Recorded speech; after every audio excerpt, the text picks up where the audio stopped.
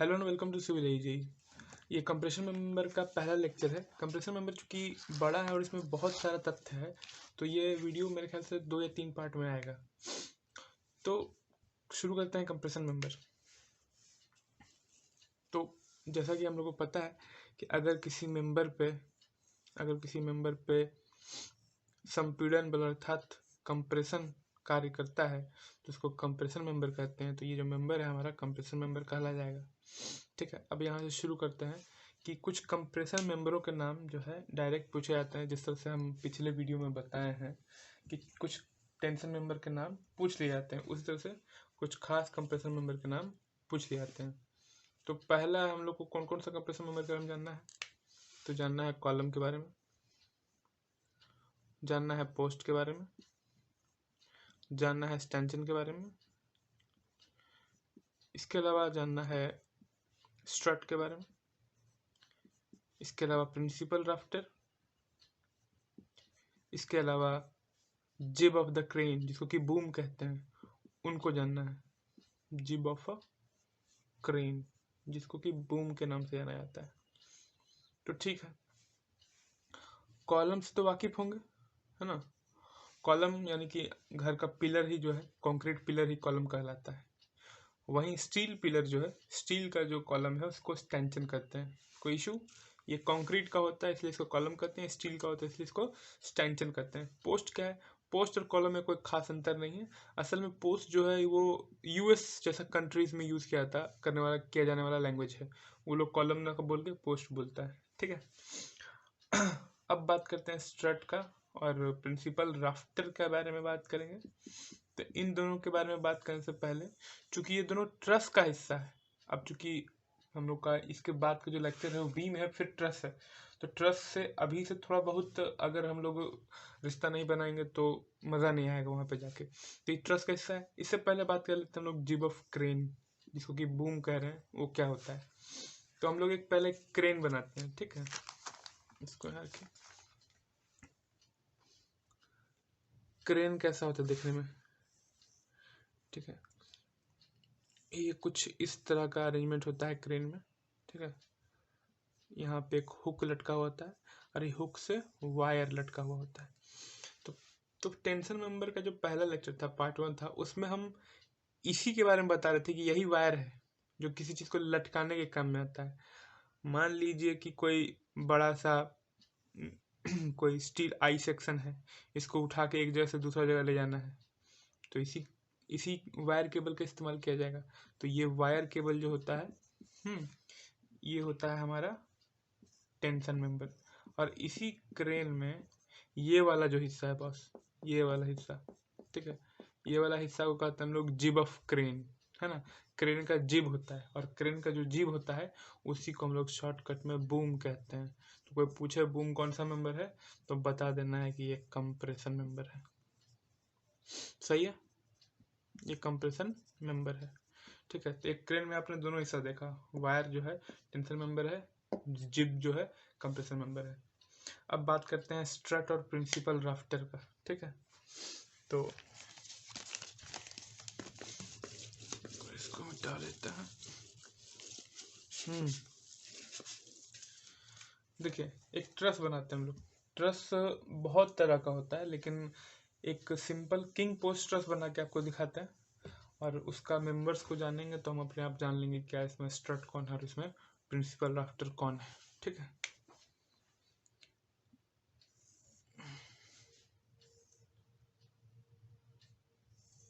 ठीक है।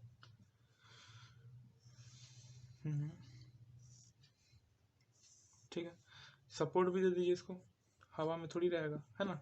ये सपोर्ट कर रहा है इसको कॉलम। अब देखिए, इस ट्रस का ये जो हिस्सा है, ये हिस्सा कह लो आप या ये हिस्सा कह लो, यही वाला हिस्सा है प्रिंसिपल राफ्टर। प्रिंसिपल राफ्टर, ठीक है, ये भी प्रिंसिपल राफ्टर है, जब वो है तो ये भी है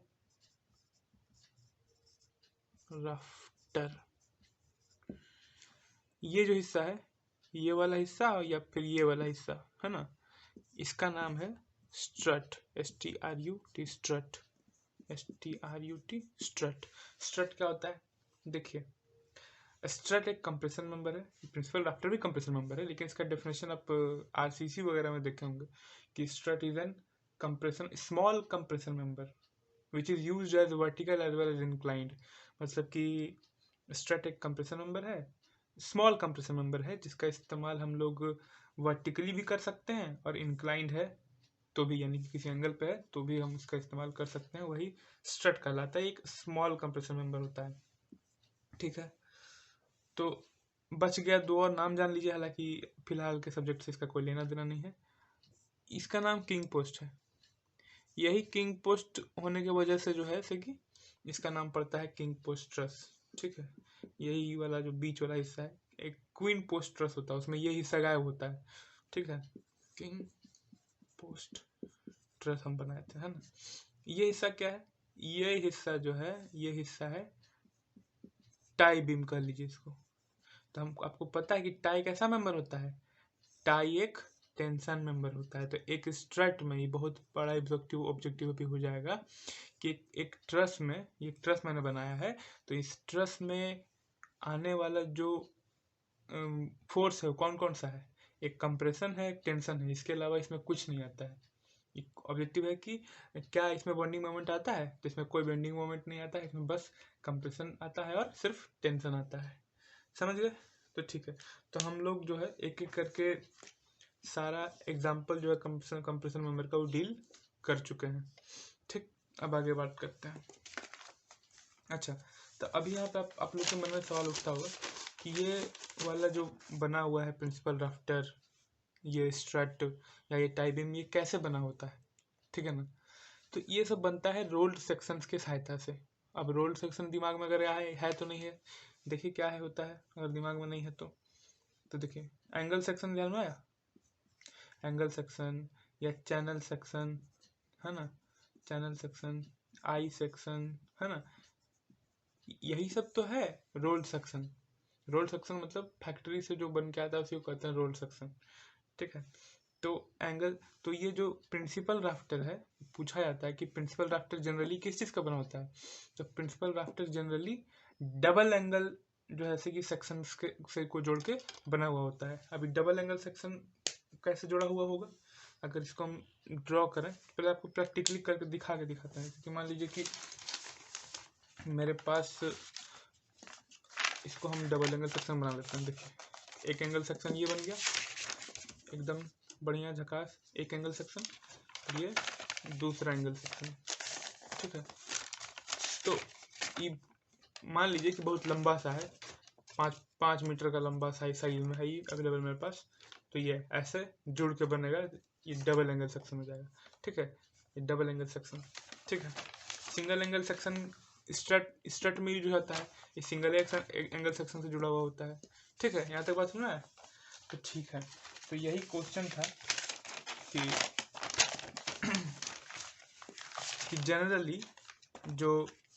जनरली नोट लिखा हुआ है कि double angle section is generally use as principal rafter. ठीक है, अब आगे चलते हैं।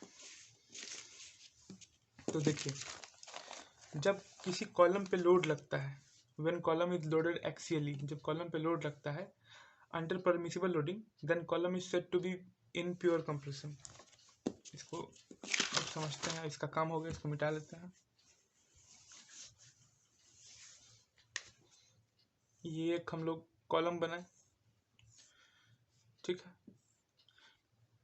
ठीक है, अब क्या है कि हमको पता है कि इस कॉलम के सहने की क्षमता, यानी कि ये कॉलम जो है पे अगर हम 100 किलो न्यूटन तक का लोड लगाएंगे तो इसमें कोई फर्क नहीं पड़ेगा। ये मेरा वर्किंग लोड है ना, ये मेरा वर्किंग लोड है। इस वर्किंग लोड पे हम काम करेंगे तो हमको कॉलम को कोई नुकसान नहीं होगा।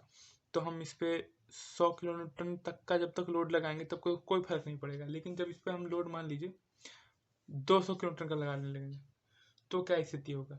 तो देखिए क्या होता है कि जब तक कॉलम पे उसका वर्किंग, यानी परमिसिबल जो लोड का क्राइटेरिया है उसके अंदर अगर इस पे लोड लगता है तब तक तो बात ठीक है, तब तक लोड जो है उसका एक्सिस के थ्रू ही लगता है। हाँ, इसका एक्सिस है, इसके एक्सिस पे लग रहा होता है, इसके थ्रू जो है लोड पूरा कॉलम पे आता है, कॉलम से फाउंडेशन में जाता है, फाउंडेशन से सबसॉइल में चला जाता है।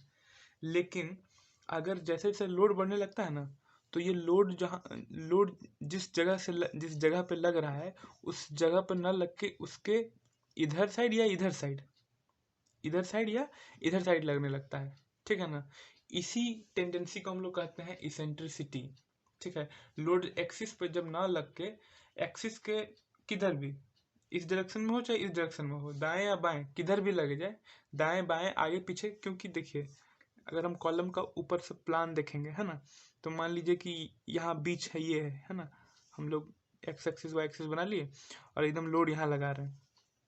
तो जब लोड जो है उसका परमिसिबल से अधिक लग जाता है तो लोड जो है इसेंट्रिक थोड़ा सा हो जाता है। हो सकता है लोड यहाँ आ जाए या इधर आ जाए या इधर आ जाए, किधर भी जा सकता है। तो इसके वजह से क्या होता है, कॉलम में एक टेंडेंसी आ जाता है। टेंडेंसी क्या आता है, बेंडिंग होने का, कहिए या कहिए बकलिंग होने का। ठीक है ना, तो जब मान लेते हैं कि इधर साइड आ गया, ठीक है ना, तो कॉलम क्या हो जाएगा, कॉलम आपका इस तरह से जो है इस तरह से बेंड हो जाएगा। ठीक है, कॉलम इस तरह से बेंड हो जाएगा। ठीक है ना, तो इसी को कहते हैं बेंडिंग या बकलिंग। कॉलम का बकलिंग ये कब होता है, जब परमिसिबल लोड से अधिक लोड आ जाए। तो मेरे ख्याल से ये समझ गए होंगे आप लोग कि बेंडिंग या बकलिंग जो है कॉलम में क्यों आता है, क्योंकि परमिसिबल लोड से अधिक लोड लग जाता है उस पर। ठीक है, तो ये जो बेंडिंग हुआ है इसका भी कंडीशन है ना, सब कॉलम एक जैसा बेंड नहीं होगा। ठीक है, तो ये डिपेंड करता है कि उसका एंड कंडीशन कैसा है। एंड कंडीशन कहने का मतलब है कि कॉलम का जो एक सिरा है वो फिक्स है, दूसरा सिरा भी फिक्स है क्या, है ना, एक सिरा हिंज है क्या, हिंज कॉलम है क्या, है ना, या फिर एक सिरा फ्री है क्या, है ना, इस बात पे डिपेंड करता है, यानी कि एंड कंडीशन पे डिपेंड करता है। तो एंड कंडीशन ही बताता है, तो एंड कंडीशन डिसाइड करता है उसका इफेक्टिव लेंथ। ठीक है, तो हम लोग को एंड कंडीशन पढ़ना होगा। ठीक है, जैसे कि यहाँ लिखते हैं कि because this and condition decides the effective length of column. ठीक है, तो चलिए इफेक्टिव लेंथ समझते हैं। कोडल असल में इफेक्टिव लेंथ एक कोडल प्रोविजन है और ये हर एग्जाम में एक क्वेश्चन तो रहेगा ही। पिछले बार जैसे में भी इफेक्टिव लेंथ से क्वेश्चन पूछा हुआ है। ठीक है, तो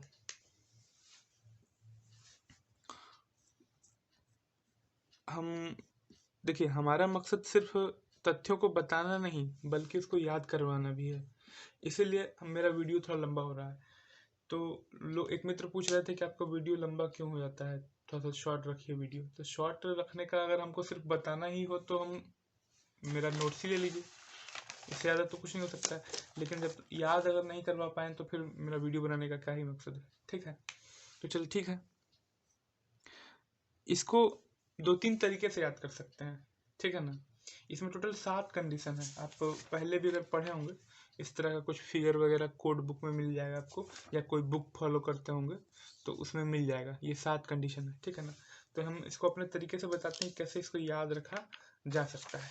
ठीक है, तो सबसे पहले तो कुछ नहीं है पता तो ये 4 फोटो खींचना सीख लीजिए, है ना। ऐसे पहले फट से खींच लिए, दूसरा वाला फिगर जो है ऐसे ऐसे ऐसे करके खींच लीजिए। अभी अभी इसका क्या कंडीशन है, कंडीशन नहीं पता, बस इसको दिमाग में रख लेना है कि यही हमको बनाना है। ऐसे फट से खींच लीजिए, है ना। तीसरा वाला जो है फ्रेम में आ रहा है, अच्छा फ्रेम से बाहर हो गया। चौथा वाला जो फोटो है कुछ इस तरह से होगा। ठीक है, ठीक है, ये 4 कंडीशन का हम लोग फोटो खींच ले। अभी क्या है इसका थ्योरी नहीं पता हमको, इसी को देख के ही हम थ्योरी लिखेंगे। ठीक है, तो देखिए इसका थ्योरी लिखते हैं कैसे होगा। Effectively held in position, effectively held in position, but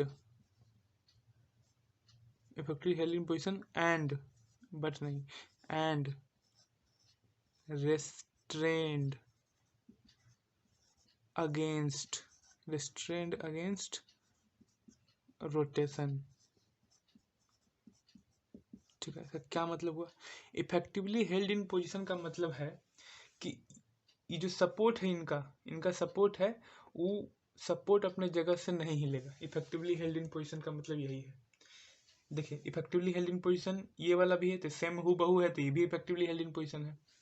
इस फिगर में इफेक्टिवली हेल्ड इन पोजीशन ये भी है और ये भी है, लेकिन इसका कुछ अलग बात भी है, ठीक है ना। ये भी इफेक्टिवली हेल्ड इन पोजीशन है, ये भी इफेक्टिवली हेल्ड इन पोजीशन है, ये वाला चीज है ना, तो यही वाला फिक्स वाला ही है। कर बात करेंगे अभी। देखिए, कहने का मतलब है कि अगर ये फिगर रहे, इसका मतलब होता है इफेक्टिवली हेल्ड इन पोजीशन, ठीक है। ये वाला फिगर जो यहाँ पे दिख रहा है, ये वाला फिगर है ना। ये वाला फिगर का मतलब होता है effectively held in position but not restrained against rotation. इस फिगर का मतलब होता है इफेक्टिवली हेल्ड इन पोजीशन है पर अपने रोटेशन को के अगेंस्ट रेस्ट्रेंट नहीं है। इसका मतलब होता है कि सपोर्ट पे अगर डिफ्लेक्शन होगा तो ये मना नहीं कर पाएगा, सपोर्ट से ही डिफ्लेक्ट कर जाएगा, सपोर्ट से ही डिफ्लेक्ट कर जाएगा, ठीक है। ये अभी हम दिखाते हैं धीरे धीरे, पहले चारों का थ्योरी लिख लेते हैं, है ना। ये हो गया effectively held in position and restaurant against rotation, यानी कहने का मतलब है कि ये अपने जगह पे ही रहेगा, कॉलम खिसकेगा नहीं, और रेस्ट्रेंट अगेंस्ट रोटेशन है, यानी कि इसका डिफ्लेक्शन जो है सपोर्ट से नहीं होगा, इसका डिफ्लेक्शन कहाँ से होगा, थोड़ा सा सपोर्ट से दूर जाके होगा, ठीक है ना। तो इस कंडीशन में जो एल इफेक्टिव का वैल्यू है, इस कंडीशन में एल इफेक्टिव का वैल्यू लिया जाता है 0.65 एल। अंततः आपको याद यही करना है, ठीक है, लेकिन क्वेश्चन ऐसे यही पूछेगा, बताना आपको ये है, फिगर ध्यान में होना चाहिए। फिर दूसरा लिखते हैं, इसका थ्योरी लिखते हैं, है ना। इसका थ्योरी लिखाएगा effectively held in position at both end, दोनों एंड पे इफेक्टिवली हेल्ड है, मतलब कि कॉलम का कोई भी सपोर्ट खिसकेगा नहीं अपने जगह से, effectively held in position at both end, दोनों एंड पे। बट पर एक एंड पे तो आपको पता है ना, इट इज इफेक्टिवली, ये वाला जो फिगर होता है, ये वाला फिगर के बारे में क्या बोले हैं, it is effectively held in position but not restrained against rotation. याद रखिएगा, ये वाला फिगर का मतलब यही है। एक बार लिख ही देते हैं यहाँ पे कि इस फिगर का मतलब क्या है, effectively held in position but not restrained against rotation, ठीक है ना। इसका इस वाले के लिए फिगर तो पता ही होगा, इस वाले के लिए बोली दी effectively held position and restraint against rotation, दोनों है वाला, ठीक है। यहाँ लिखा हुआ भी है इसका, इसलिए नहीं लिखेंगे, ठीक है, ठीक है। तो इसका लिए effectively held position at both end but at one end, एक एंड पे क्या प्रॉब्लम है, not restrained against rotation, but at one end not restrained against rotation, ठीक है। तो इसका इफेक्टिव लेंथ कैसे निकलेगा, देखिए, इसका तो सपोर्ट से अंदर जाके यहाँ से होगा और इसका यहीं से हो जाएगा, ठीक है ना। तो इस कंडीशन में इसका इफेक्टिव लेंथ जो लिखाता है वो क्या लिखाता है, 0.80 एल, ठीक बात। अब यहाँ आइए, इसके लिए फिगर यहाँ पर भी लिखा हुआ था, है ना, कि effectively held in position at both end but not restrained against rotation at both end, है ना। तो लिख दीजिए effectively held in position, position है दोनों जगह पे, but not restrained against rotation at both end, है ना, बोथ एंड, यानी कि यहाँ ई सपोर्ट से ही डिफ्लेक्ट कर जाएगा, ये दोनों, यहाँ भी सपोर्ट से डिफ्लेक्ट कर जाएगा, यहाँ भी। तो इसका होता है इफेक्टिव लेंथ 1L, क्योंकि वही उतना ही के बराबर होगा।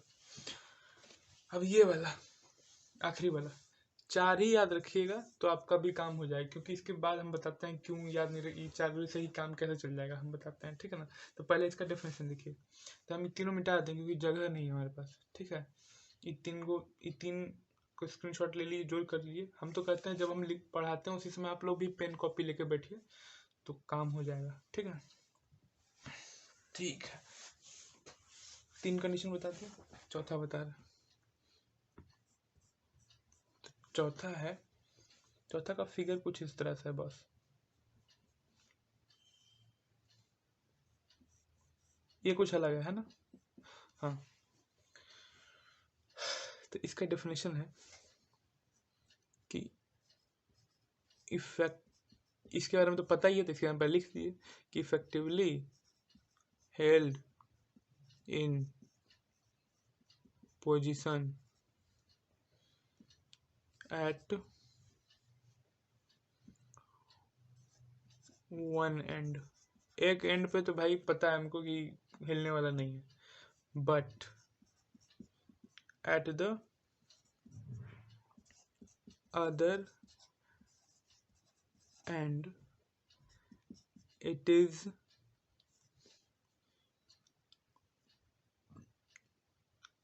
at the other end not held in position but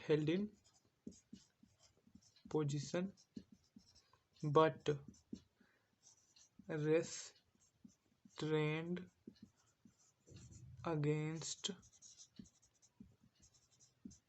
rotation। हाँ, क्या रामायण लिखा है कि effectively held in position eight one and है, यहाँ तक समझ में आ गया होगा, हो गया। But at the other and, पर दूसरे सिरे पर नॉट हेल्ड इन पोजिशन, ये अपने जगह से हिला हुआ है, अपने जगह से हिल गया है, ठीक है ना, अपने जगह से हिल गया है, पर हाँ बट रेस्ट्रेंड अगेंस्ट रोटेशन, यानी कि रेस्ट्रेंड अगेंस्ट रोटेशन कहने का मतलब है कि सपोर्ट से डिफ्लेक्ट नहीं किया है, ठीक है ना। रेस्ट्रेंड अगेंस्ट रोटेशन का मतलब यही होता है कि सपोर्ट से डिफ्लेक्ट ना करना, दिमाग में घुसा लीजिए। तो इसका फिगर कैसा बनेगा पता है, ई यहाँ से गया यहाँ तक तो कुछ डिफ्लेक्शन इसमें नहीं आएगा, और फिर अपने जगह से चूंकि हिल गया है तो यहाँ आ जाएगा, ठीक है। और देखिए डिफ्लेक्शन का हम कहाँ से दिखाए हैं, ये इसको डिफ्लेक्ट नहीं किए क्योंकि लिखा है कि रेस्ट्रेंड अगेंस्ट रोटेशन है। रेस्ट्रेंड अगेंस्ट रोटेशन है कहने का मतलब अपने जगह से तो हिल गया है ना, अपने जगह से तो हिल गया है, लेकिन इसको डिफ्लेक्ट होने नहीं दिया है सपोर्ट से जब डिफ्लेक्ट ना होने दिया जाए तो इसको इंग्लिश में कहते हैं रेस्ट्रेंड अगेंस्ट रोटेशन।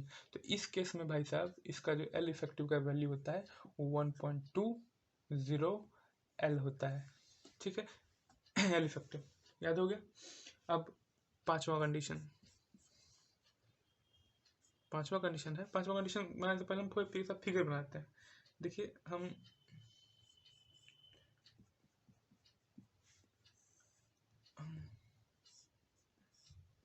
आप कहेंगे सर आप तो सेम टू सेम फिगर बना दिए, ठीक है ना, तो हाँ बिल्कुल सेम फिगर ही बना है। तो इसका डेफिनेशन था, देखिए इसमें क्या लिखेंगे इस बार हम लोग, ये वाला तो हूबहू ये लिख देंगे, ठीक है ना, कि effectively held in position at one, तो लिख लेते हैं effectively held in position at one end but at the other end, effectively held in position at one end but at the other end not held in position। फिर से अभी तक same to same चल रहा है पुराना वाला है ना, but not held in position and partially restrained against rotation, partially restrained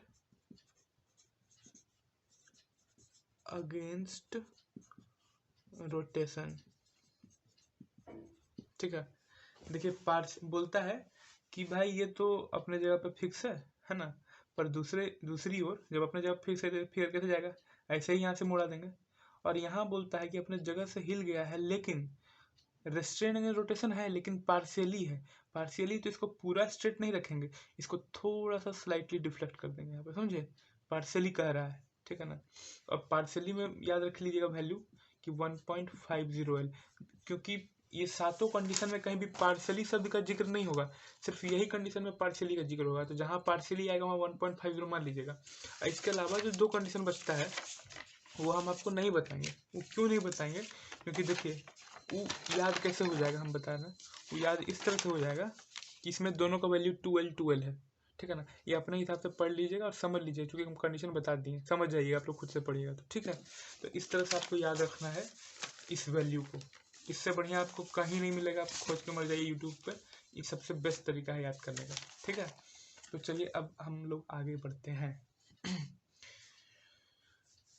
तो एक मिनट,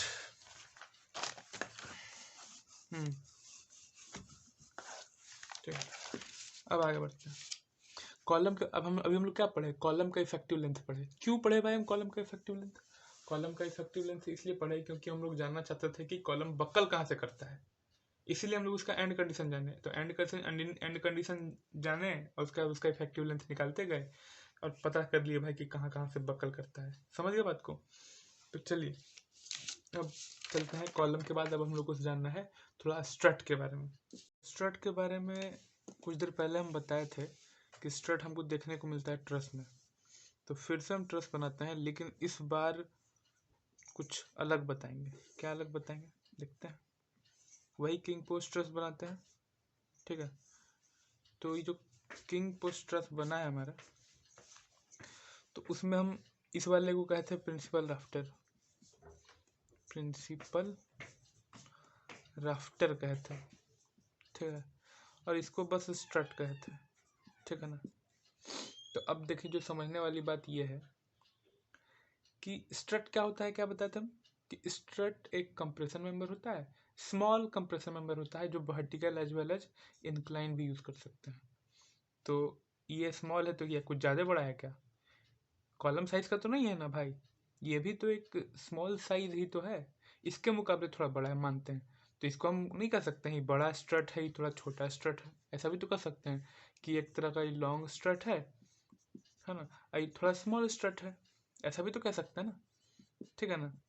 तो देखिए, हमको इस आधार पे भी नहीं जानना है, हमको इस आधार पे इसको पढ़ना है इस बार स्ट्रट को, कि कौन सा स्ट्रट कंटिन्यूअस है और कौन सा स्ट्रट डिसकंटिन्यूअस है। अगर कोई स्ट्रट दो जॉइंट से पास करता है, बस दो जॉइंट पे पास करता है, इसको कहते हैं हम लोग डिसकंटिन्यूअस स्ट्रट।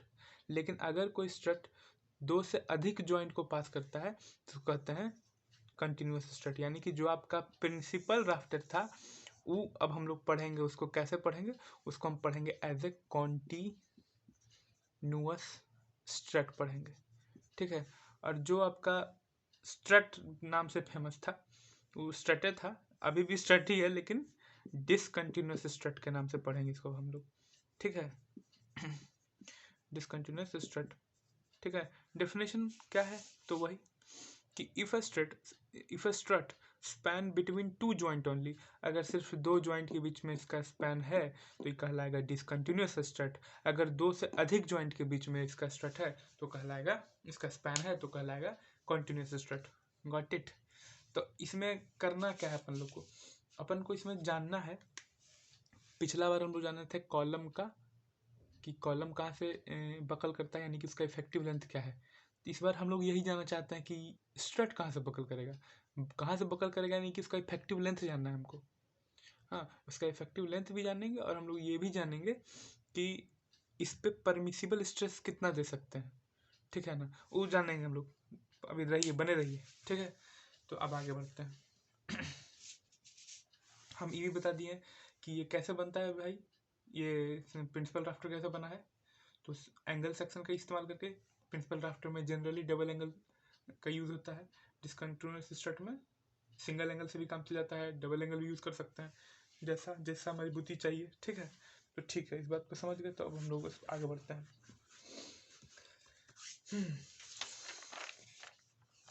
तो सबसे पहले हम लोग बात करेंगे कंटिन्यूअस मेंबर का। कंटिन्यूअस मेंबर का बात करने का मतलब ये है कि इस वाले का बात करेंगे, है ना, प्रिंसिपल राफ्टर वाले का, है ना। कि तो प्रिंसिपल राफ्टर का इफेक्टिव लेंथ कितना रखना है, ठीक है।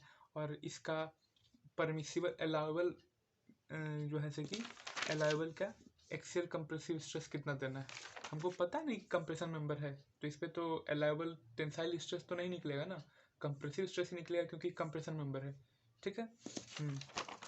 तो ठीक है, तो पहला बात करते हैं हम लोग कॉन्टिन्यूअस मेंबर का। कंटिन्यूस मेंबर, आप लोग मन में जान रहे हैं कंटिन्यूस मेंबर क्या है, प्रिंसिपल राफ्टर है। प्रिंसिपल राफ्टर का क्या अपन को निकालना है, इफेक्टिव लेंथ निकालना है। तो इसका ये सब कोडल प्रोविजन है, ठीक है ना। इसका इफेक्टिव लेंथ माना जाता है 0.7 L से लेके 1 L, आपको रट लेना है, कुछ नहीं कर क्या सकता। इसका अलाउेबल कहिए या परमिसिबल कहिए, हम बता दे रहे पहले, ये सब एक ही बात है, पहले भी बोल रहे हैं कि ये सब एक ही बात है।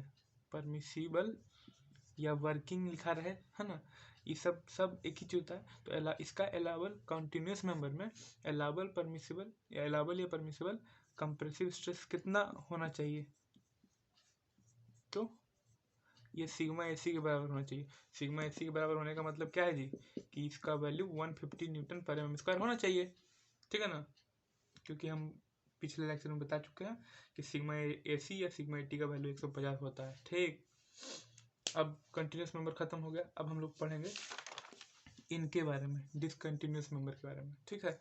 तो चलिए, कंटिन्यूस मेंबर खत्म, टॉपिक है डिसकंटिन्यूस मेंबर।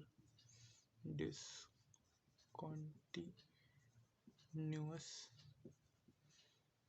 मेंबर, ठीक है। तो डिसकंटिन्यूस मेंबर में 4 कंडीशन है भाई, ठीक है ना। क्या क्या कंडीशन है, हम कंडीशन को थोड़ा सा इमेजिन करने की कोशिश करते हैं। एक कंडीशन तो तब है कि मान लीजिए ये पॉइंट और ये पॉइंट, ये दोनों पॉइंट के बीच में एक सिंगल एंगल स्ट्रट लगा हुआ है, ठीक है ना। ये जो ना हमारा 2 पॉइंट है, ये 2 पॉइंट यानी कि इस दोनों जगह हम मान लेते हैं कि 2 प्लेट है ना। कनेक्ट किया हुआ तो कोई प्लेट से क्या होगा ना, तो ये 2 प्लेट है यहाँ पे, और इस पर क्या करना है कि एक सिंगल एंगल, इसको हम एंगल बना के रखे हैं, इसमें अटैच कर दिए। और इसको अटैच किए हैं तो किससे किए हैं, सिंगल रिवेट से एक बार किए हैं। एक बार क्या किए हैं, एक बार यहाँ पर सिंगल रिवेटिंग, ऐसे रिवेटिंग करके दिखा रहे हैं, ये रिवेटिंग यहाँ हो गया और इसका रिवेटिंग यहाँ हो गया, ठीक है। तो ये रिवेटिंग कर दी। एक कंडीशन ये है कि discontinuous strut with single riveting, ठीक है। अच्छा, दूसरा कंडीशन क्या है, दूसरा कंडीशन है कि फिर से सिंगल एंगल स्ट्रट ही है, लेकिन अबरी क्या किए हैं, 2 रिवेट मारे हैं। अबरी क्या किए हैं भाई, 2 बार रिवेट मार दिए, यहाँ भी 2 बार रिवेट मारे हैं, है ना। एक बार जब सिंगल रिवेट मारे थे तब इफेक्टिव लेंथ क्या लेना है, जब डबल रिवेट मारे हैं तब इफेक्टिव लेंथ क्या लेना है, ठीक है। और दोनों ही बार में अलाउबल कंप्रेसिव स्ट्रेस कितना लेना है, ये भी निकालना है। ये हुआ 2 कंडीशन। तीसरा कंडीशन क्या है सर, तीसरा कंडीशन ये है कि डिसकंटिन्यूस स्ट्रट है और अभी इसको डबल एंगल कर देना है भाई। क्या कर देना है, डबल एंगल कर देना है, डबल एंगल कर देना है। और रिवेट 1 से मोर भी हो सकता है, 1 से ज़्यादा हो सकता है, लाइन रहेगा, कंडीशन रहेगा कि 1 और मोर रिवेट, तो हम 1 लेके ही चलते हैं। ये तीसरा कंडीशन है कि same side of gusset plate में अगर 2 एंगल सेक्शन एक रिवेट से जुड़ा हुआ है तब इफेक्टिव लेंथ क्या लेना है, ठीक है। और आखिरी कंडीशन है कि अगर क्या करना है कि कनेक्शन जो है वो 2 एंगल सेक्शन है placed back to back on other side of gusset plate. कहने का मतलब है कि ये जो है ना, इसको ये ऊपर में रहेगा, ये हिस्सा ऊपर में रहेगा और ये वाला हिस्सा इसके नीचे रहेगा। मतलब आप यूँ समझिए ये दोनों कनेक्ट तो रहेगा, लेकिन कैसे, कब कनेक्ट रहेगा, ये इसके नीचे रहेगा, समझ, कनेक्ट तो रहेगा इससे, इसको समझा नहीं पा रहे, रुक जाइए, दिखा नहीं पा रहे, समझाने का बात क्या है ना। ये ऐसे ऐसे तो है, लेकिन गसेट प्लेट के एक इधर साइड है और एक इधर साइड है, बात समझ गए, ठीक है। यहाँ ऐसे है, ठीक है। तो ये जो कंडीशन है, ये चौथा कंडीशन है कि placed back to back on other side of gusset plate, ठीक है। ये चौथा कंडीशन है। तो इन्हीं चारों का जो है हम लोग को याद करना है, इफेक्टिव लेंथ और कंप्रेसिव, ये अलाउबल कंप्रेसिव स्ट्रेस। तो ठीक है, शुरू करते हैं। तो पहला कंडीशन का फिगर ऐसा तो दिखाई दिए, लेकिन फिगर यहाँ भी देख लीजिए कि वही 2 गसेट प्लेट था, एक रिवेट से कनेक्ट किए, तो इफेक्टिव लेंथ कितना लेना है। तो देखिए, ध्यान रखिएगा कि जब भी ये हमारा 2 गसेट प्लेट है, ऐसे तो हम सामने दिखाई दिए थे। और हम यहाँ पे एंगल सेक्शन बना लेते हैं। एंगल सेक्शन कुछ इस तरह से आप लोग भी प्रैक्टिस करिए बनाने का। ये आउटस्टैंडिंग लेग वाला ही हिस्सा है, ठीक है। यहाँ रिवेट, यहाँ रिवेट। तो इस कंडीशन में एल इफेक्टिव जो होगा वो एल के बराबर होगा, ठीक है ना। सिंगल रिवेट के केस में एल के बराबर होगा। लेकिन इसका अलाउएबल कंप्रेसिव स्ट्रेस जो होता है ना, अलाउएबल कंप्रेसिव स्ट्रेस घट जाता है। क्योंकि देखिए सिंगल रिवेट करने से प्रॉब्लम ये है ना कि इसमें बकल आने लगता है। जब बकल आने लगता है तो कंप्रेसिव स्ट्रेस का जो अलाउएबल 150 है उतना नहीं दे पाएंगे। उतना अगर दे दिए ना तो टूट जाएगा। तो इसमें 20% रिड्यूस कर देते हैं। तो 20% रिड्यूस कर दिए यानी कि अप टू 80%, यानी इसका 80% क्या हो जाएगा, तो 0.8 सिग्मा AC, इसको सिग्मा AC डैश कर लीजिए, ठीक है ना। तो अलाउएबल ये कौन सा केस है, डिसकंटिन्यूअस स्ट्रट का सिंगल रिवेटिंग केस में, है ना। तो यही है कि when single angle discontinuous strut is connected to a gusset plate with one rivet, उस केस में, ठीक है। Single angle connected with one rivet का ही केस है, ठीक है। ठीक, अब चलते हैं सिंगल एंगल कनेक्टेड विथ, अब यहाँ क्या करेंगे, क्या बदलाव लाएंगे, टू रिवेट कर देते हैं, ठीक है। टू रिवेट करते हैं तब क्या बदलाव आता है, तो जैसे ही हम यहाँ पर 2 रिवेटिंग कर देते हैं भाई, जैसे ही यहाँ 2 रिवेटिंग करते हैं तो एल इफेक्टिव जो है मेरा वो हो जाता है 0.85 एल के बराबर, ठीक है। और जैसे ही 2 रिवेट होता है तो अब ये उस लायक हो जाता है कि 150 न्यूटन पर mm² का जो स्ट्रेस है झेल सके, यानी कि सिग्मा AC में इस बार कोई बदलाव नहीं होता है। ये दूसरा कंडीशन याद हुआ। पहला कंडीशन में क्या था, जब सिंगल रिवेट था, सिंगल रिवेट था तो एल का मान एल ही लिया गया था, और यहाँ पे कितना रिड्यूस हो गया था, 0.8 सिग्मा AC रिड्यूस हो गया था। लेकिन जैसे ही दूसरा 2 रिवेट लग गया तो यहाँ पे अब इफेक्टिव एल, अब क्योंकि देखिए ये तो घटेगा ही ना, क्योंकि पहले यहाँ से ही मुड़ रहा था, है ना। पहले जब देखिए पहले रिवेट यहाँ पे था, है ना, पहले रिवेट यहाँ पे था, तो यहाँ से यहाँ तक एल माना जाता था। लेकिन अब रिवेट जो है एक और लगा दिए हैं, तो ये कम हो गया ना इफेक्टिव लेंथ, तो कम हो गया, यानी कितना कम हो गया, तो 0.85 कम हो गया, बस समझे, ठीक है। और 0.85 कम हो गया, लेकिन परमिसिबल स्ट्रेस इसका जितना होना चाहिए उतना झेलने के लिए समर्थ है, यानी कि 150 न्यूटन पर mm² ये झेल सकता है। 2 कंडीशन हो गया। अब तीसरा कंडीशन क्या है, ये था सिंगल एंगल वाला, अब हम लोग डबल एंगल वाला चलेंगे, है ना। तो डबल एंगल डिसकंटिन्यूअस स्ट्रट तो लिखा ही है, double angle connected with one, यही लैंग्वेज रहेगा, वन और more rivet in same side of gusset